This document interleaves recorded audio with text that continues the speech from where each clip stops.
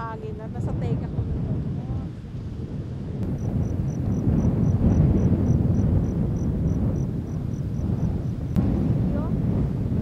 Sa may, pumunta dito.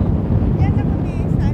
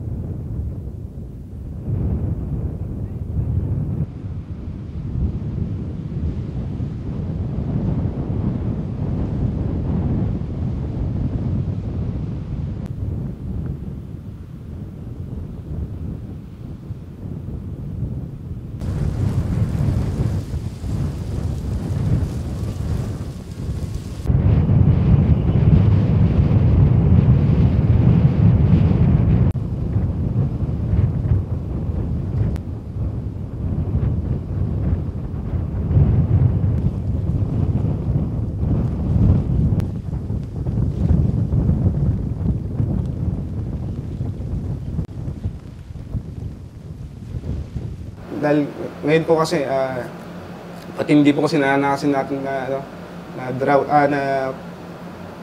kakulangan sa, sa ulan.